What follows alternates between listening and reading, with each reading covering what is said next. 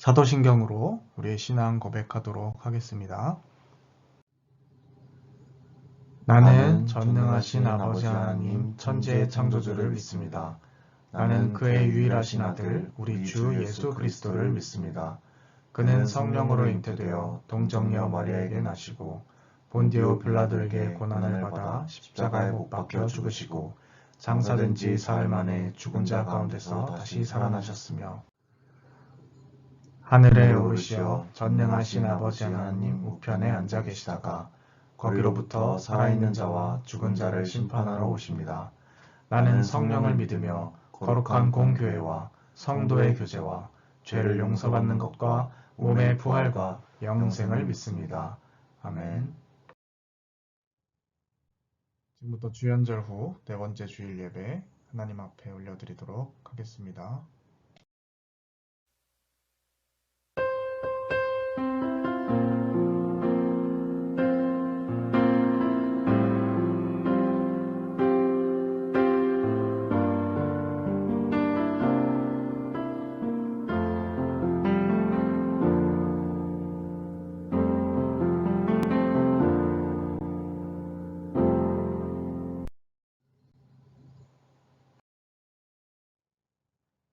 너희는 여호와 우리 하나님을 높이고 그 성산에서 예배할지어다.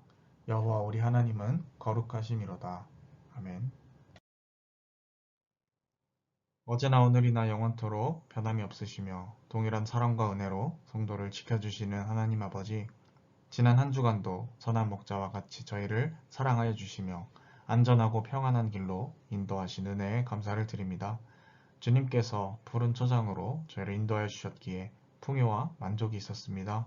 쉴만한 물가로 이끌어 주셨기에 편안하고 행복했습니다. 그 큰 사랑과 은혜 안에 살던 저희가 오늘은 거룩한 주일을 맞이하여 하나님께 영광 돌리며 예배를 드립니다. 들려주시는 말씀으로 배부르며 성령 충만함으로 기쁨이 넘치며 주님의 넓은 품 안에서 평안과 행복을 누리는 복된 예배가 되게 하여 주옵소서. 예수님의 이름으로 기원하옵나이다. 아멘. 성실교도 함께 고독하도록 하겠습니다. 여호와여, 내가 주께 피하오니 내가 영원히 수치를 당하게 하지 마소서. 주의 의로 나를 건지시며 나를 풀어주시며 주의 귀를 내게 기울이사 나를 구원하소서. 주는 내가 항상 피하여 숨을 바위가 되소서. 주께서 나를 구원하라 명령하셨으니 이는 주께서 나의 반석이시오 나의 요새이심이니이다. 나의 하나님이여, 나를 악인의 손 곧 불의한 자와 흉악한 자의 장중에서 피하게 하소서. 주 여호와여, 주는 나의 소망이시오 내가 어릴 때부터 신뢰한 이시라. 내가 모태에서부터 주를 의지하였으며 나의 어머니의 배에서부터 주께서 나를 택하셨사오니. 나는 항상 주를 찬송하리이다. 아멘. 아멘. 한 주간을 돌아보며 공동으로 낭독하며 드리는 기도의 시간입니다. 함께 스크린을 참조하셔서 함께 낭독하며 기도 드리도록 하겠습니다. 독생자를 보내셔서 십자가를 지게 하시고 그 보혈의 공로로 죽을 수밖에 없는 저희를 구원하여 주심에 감사를 드립니다. 하지만 이 큰 사랑과 은혜를 받은 저희는 이웃에게 사랑을 베풀지 못하고 내 욕심을 채우기 위해 이기적인 선택을 하며 살았습니다. 하나님 나라에 소망을 두고 살라는 말씀을 귓전으로 흘리고 저희는 이 땅에 매여 육체의 욕심을 이루고자 애를 썼습니다. 범사에 감사하는 것이 하나님의 뜻인 것을 알면서도 사소한 일에 마음이 상하여 하나님을 원망하는 죄를 지었습니다. 믿음을 발휘하여 주님을 의지해야 할 결정적인 순간에도 저희는 세상의 권력과 물질을 의지하고자 했습니다. 육신의 욕심을 이루는 데에는 빠르고 민첩하였으나 주님의 뜻을 실천하는 데에는 게을렀습니다. 주여, 이 모든 죄를 회개하오니 용서해 주옵소서. 예수님의 이름으로 이 고백의 기도를 드립니다. 아멘. 이 시간 지난 한 주간을 돌아보며 하나님 앞에 참여의 기도 올려드리도록 하겠습니다.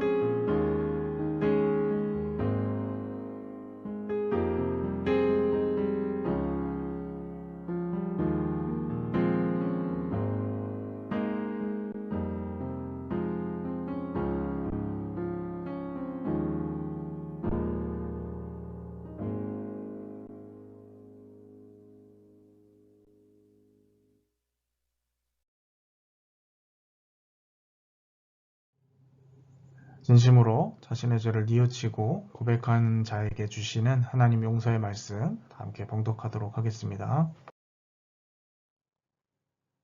이날에 너희를 위하여 속죄하여 너희를 정결하게 하리니 너희의 모든 죄에서 너희가 여호와 앞에 정결하리라. 아멘. 찬양 왕 대신 주께 하나님 앞에 올려드리도록 하겠습니다.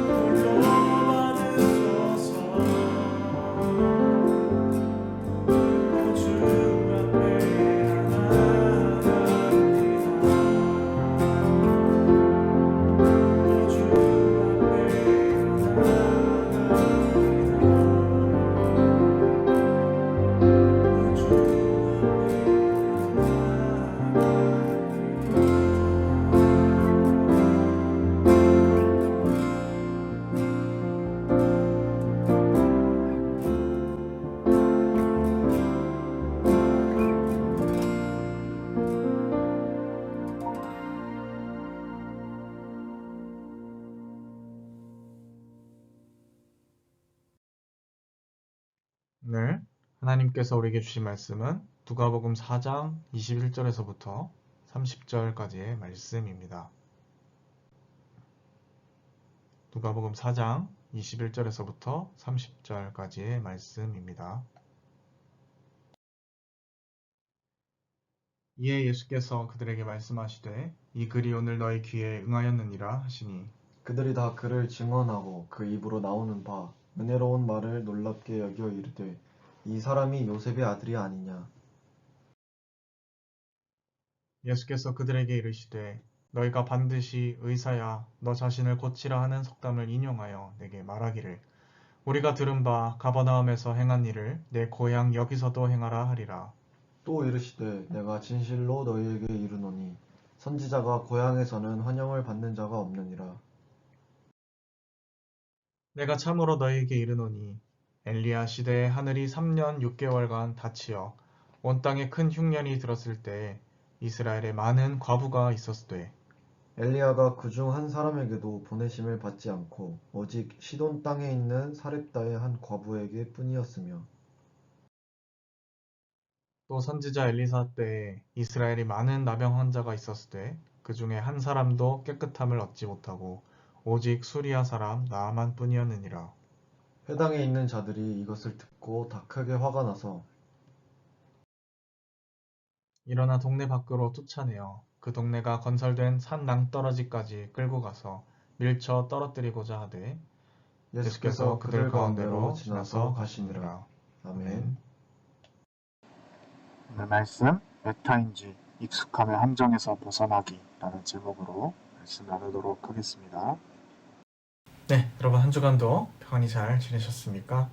이번 주 혹한기 훈련도 사고 없이 무사히 잘 마치고 미리 예고 드린 대로 위문도 잘 은혜 중에 마쳤습니다. 한 주가 참 빠르게 흘러가지 않았나 생각이 되는데요. 모두들 정말 고생 많으셨습니다. 우리의 한 주와는 다르게 또 어떤 이들에게는 여전히 고통의 나날들이 계속되고 있는 것 같습니다. 광주 붕괴 사고로 고통을 겪고 있는 실종자 가족들이 있죠. 추가 실종자를 구조해야 하는데 잔해물들 때문에 어려움을 여전히 겪고 있다고 합니다.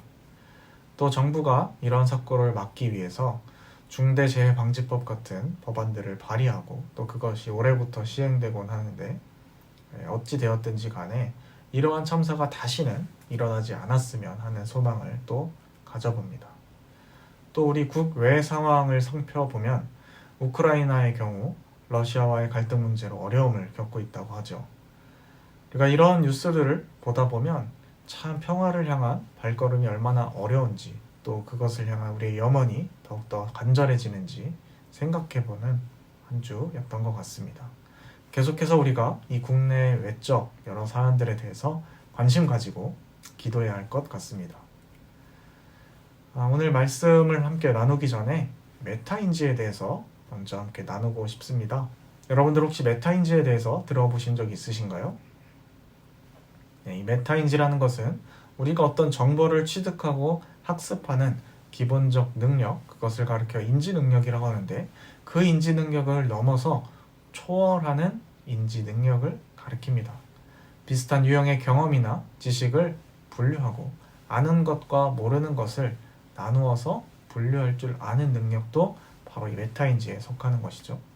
그래서 어떤 사람은 이 메타인지를 가리켜서 생각을 생각하는 능력이라고 부르더라고요.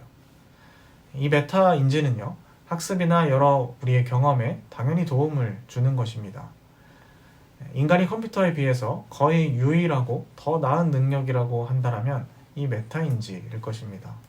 왜냐하면 우리는 아는 것과 모르는 것을 깊이 고민하지 않아도 평소에 이미 다 판단하여서 알고 있기 때문입니다.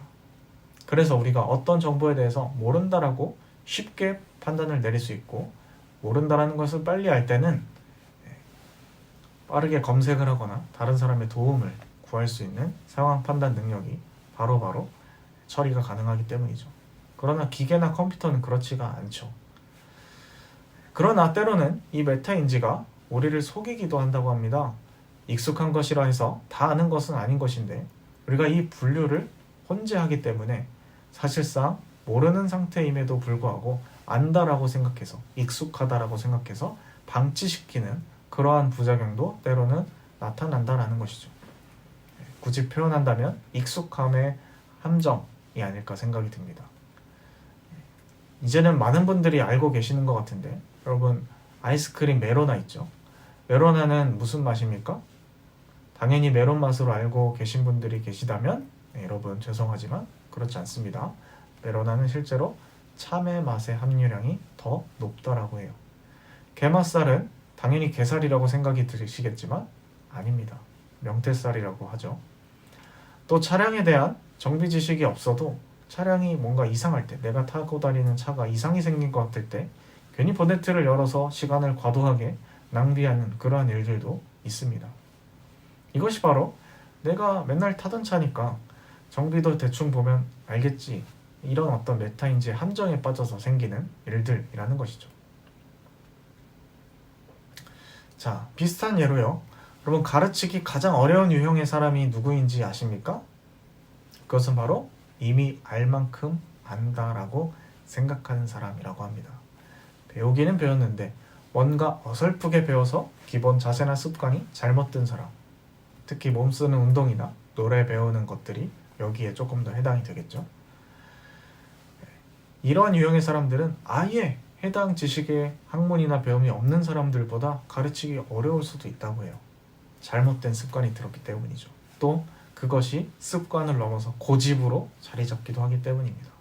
역사 같은 학문도 마찬가지일 겁니다. 잘못된 정보가 주입되어 있으면 제대로 된 것을 가르쳐도 그것을 거부하는 경우가 생긴다는 것이죠. 사회에 지금도 그렇고 예전에도 한때 논란이 되었던 일베 같은 집단이 그런 것입니다. 잘못되고 편향된 지식이 이미 박혀버려서 제대로 된 것을 가르쳐줘도 자신의 내부에서 그것을 걸러버리는 비극이 발생하는 것이죠. 이처럼 이 메타인지는 우리에게 도움을 주기도 하지만 때로는 익숙함이라는 함정에 빠뜨리기도 한다는 것이에요. 성경 안에서도 예수님과 대립하는 인물들을 보면 바로 이런 유형인 사람들인 경우가 대다수입니다. 아예 하나님을 믿지 않는 사람은요, 예수님과 대립하지 않습니다. 예수님을 비판하지도 않아요. 어설픈 지식으로 아는 척하는 사람들이 예수님을 반대하거나 비난하곤 하죠. 오늘 말씀을 통해 신앙의 영역에서도 메타인지에 빠질 수 있는 가능성들을 우리가 점검해보고, 그래서 지혜로운 신앙생활을 이어나갈 수 있는 우리가 될 수 있었으면 좋겠습니다. 오늘 말씀을 보게 되면요, 지난주에 그대로 이어서 내용이 진행이 되는 것을 확인할 수가 있습니다. 예수님께서 예언서 이사야의 말씀을 읽으시고 오늘 너희 귀에 이것이 응하였다 라고 선언하신 바가 있죠. 너희 귀에 이것이 이미 이루어졌다 라고 하신 그 선포, 또 예수님의 사역 방향이 앞으로 어떻게 이루어질지를 동시에 엿볼 수 있는 그런 출사표의 역할을 하는 구절을 우리가 살펴보았습니다. 오늘 우리가 함께 본 말씀은요, 이 예수님의 선언에 대한 사람들의 반응에 대해서 다루고 있는 것이죠. 사람들은 이 예수님의 말씀에 놀라서 감탄하면서도 동시에 또 의구심을 감추지 못하는 그러한 반응을 보이고 있습니다. 이 사람이 요셉의 아들이 아니냐? 야, 굉장한 말을 하는 이 예수가 요셉의 아들 아니냐?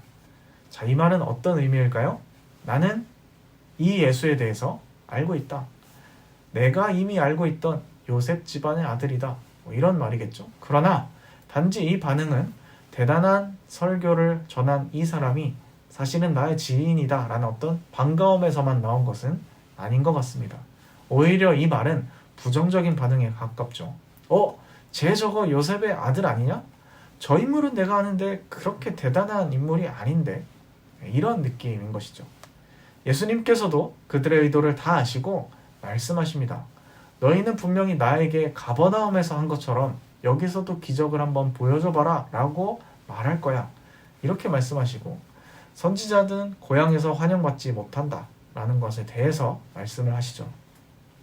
예수님의 가르침에는 놀라하면서도 자신이 아는 인물이 그러한 말을 했다라는 사실에 내가 그 집안을 아는데 그런 대단한 인물일 리가 없다 라는 태도로 일관하는 사람들의 마음을 지적하고 있는 것입니다.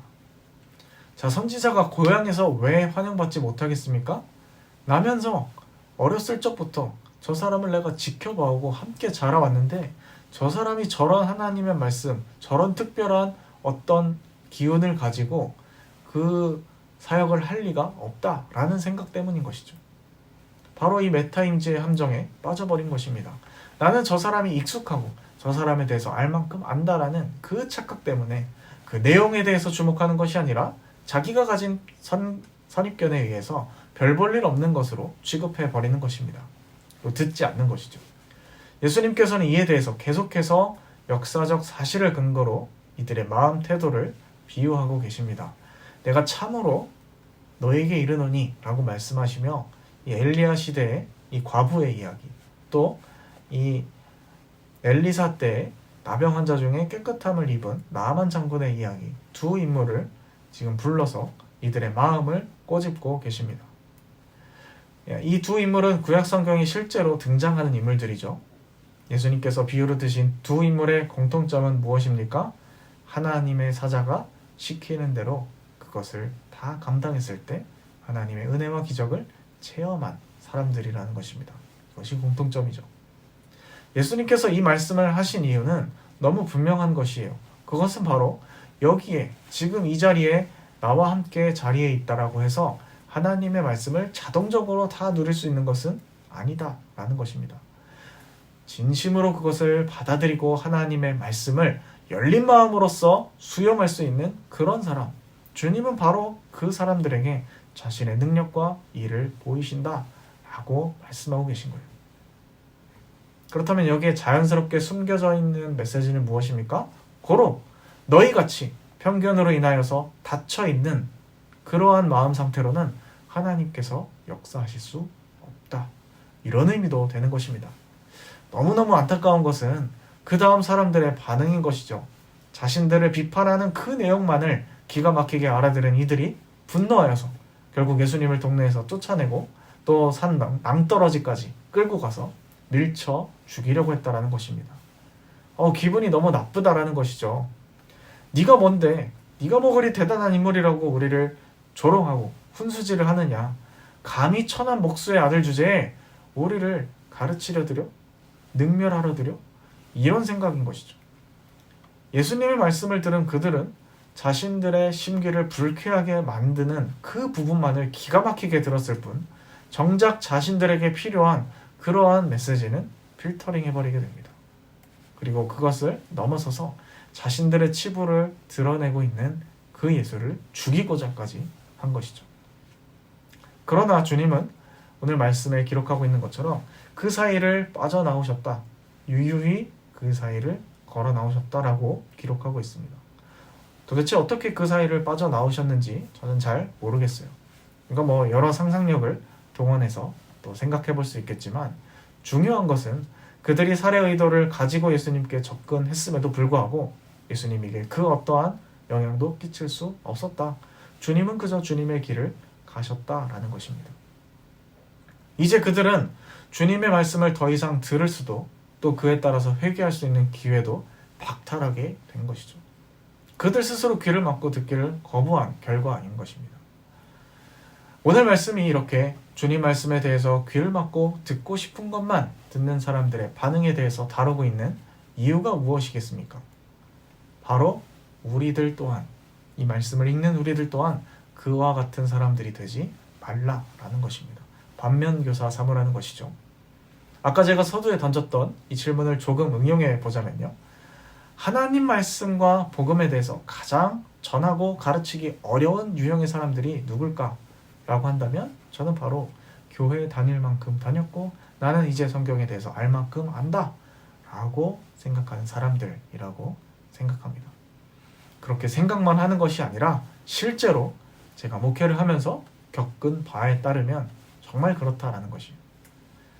교회를 거치면서 또 부대를 전출과 전입을 반복하면서 여러 성경 공부나 프로그램들을 진행해보면 본인의 신앙 경험이나 알아왔던 상식과 조금 다른 내용들을 유독 받아들이기 어려워하는 사람들이 있습니다.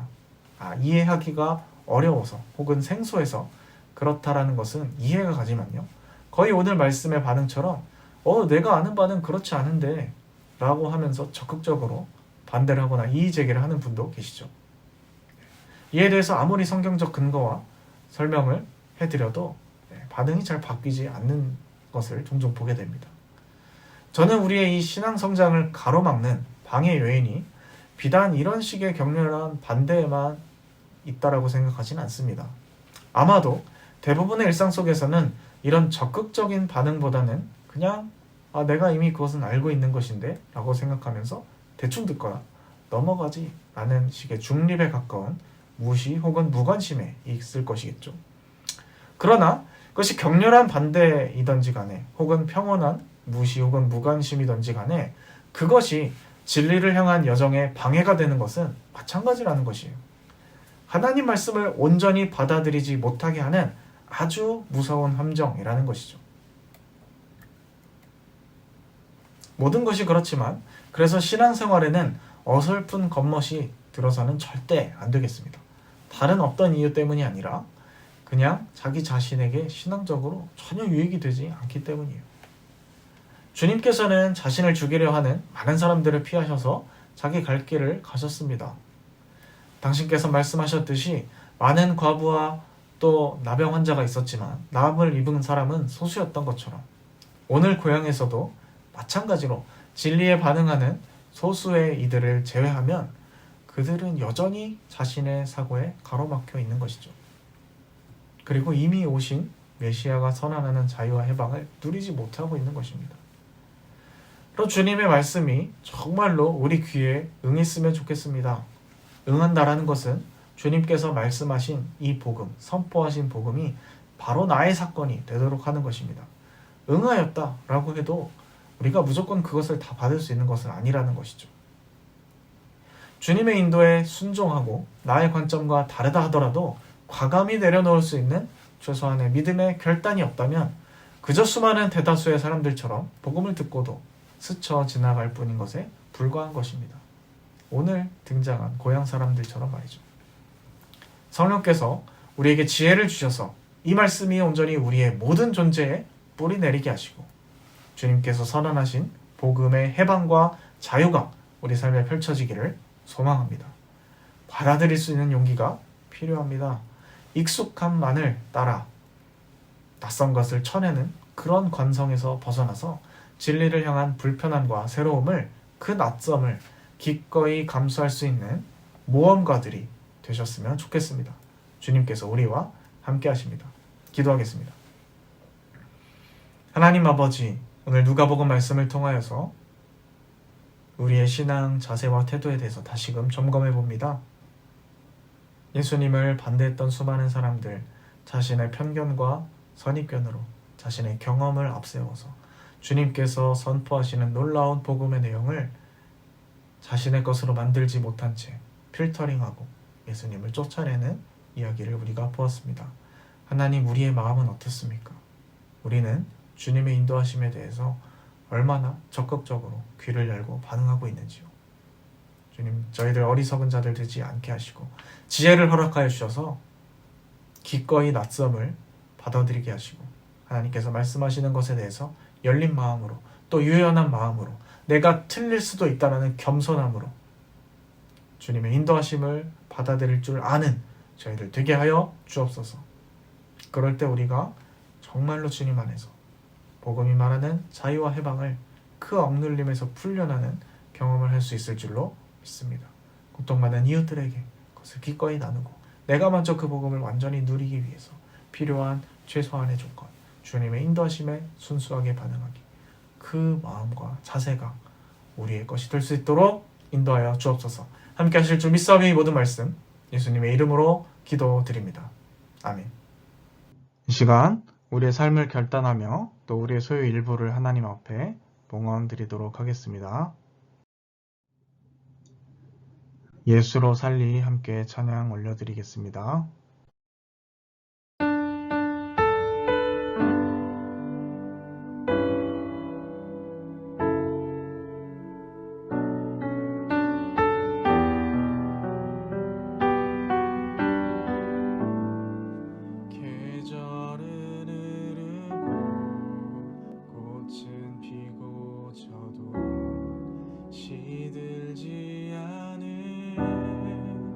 생명이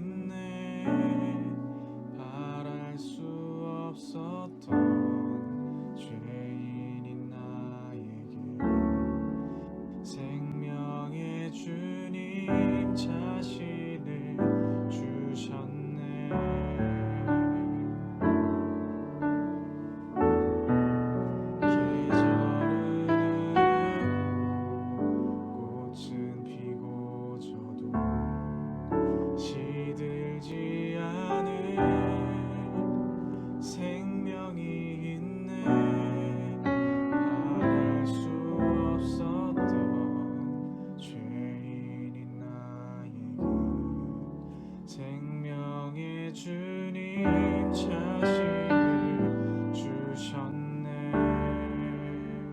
나의 삶은 내 주 예수의 것이니 내 생명 다해 예수로 살리. 내 모든 것 내 주 예수의 것이니 내 전부 되신 예수로 살리.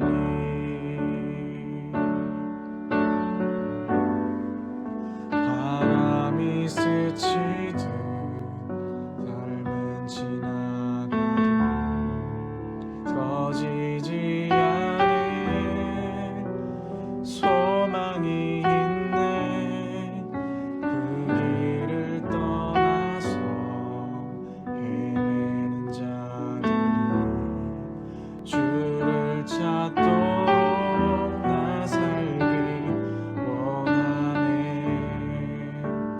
나의 삶은 내 주 예수의 것이니 내 생명 다해 예수로 살리.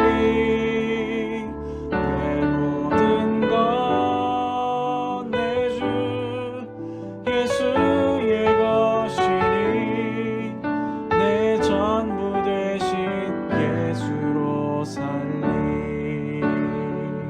그런즉 이제는 나 산 것 아니요 내 안에 주께서 사시는 것이라. 그런즉 이제는 나 산 것 아니요 내 안에 주께서 사시는 것이라.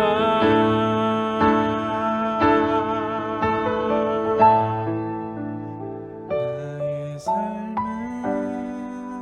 내 주 예수의 것이니 내 생명 다해 예수로 살리. 내 모든 것 내 주 예수의 것이니 내 전부 되신 예수로 살리. 내 전부 되신 예수로 살리. 내 전부 되신 예수로 살리.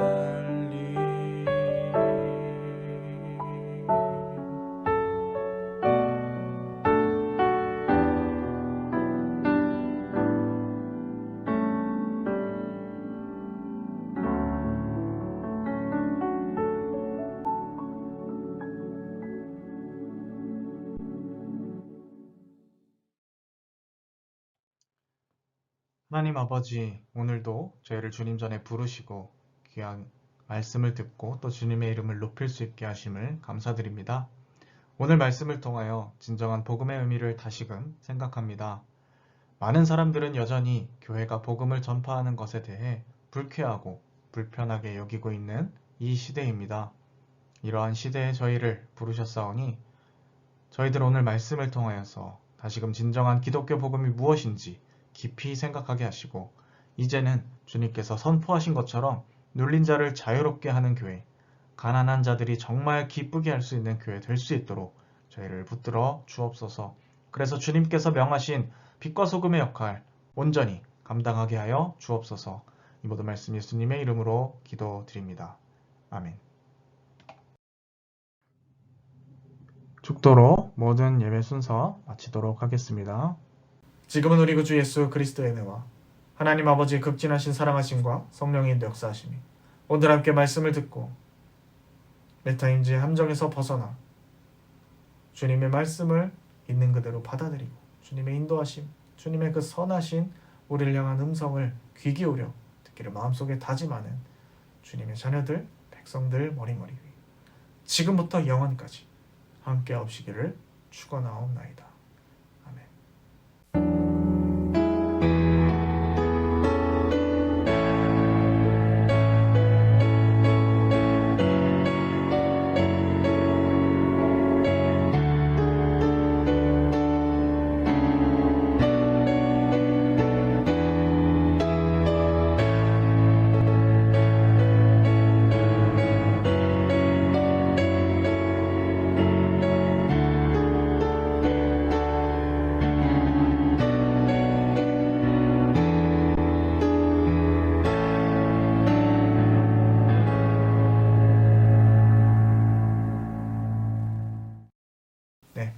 여러분 설 명절 잘 보내시길 바라고요. 건강하게 지내시다가 다음 주에 또 뵙도록 하겠습니다.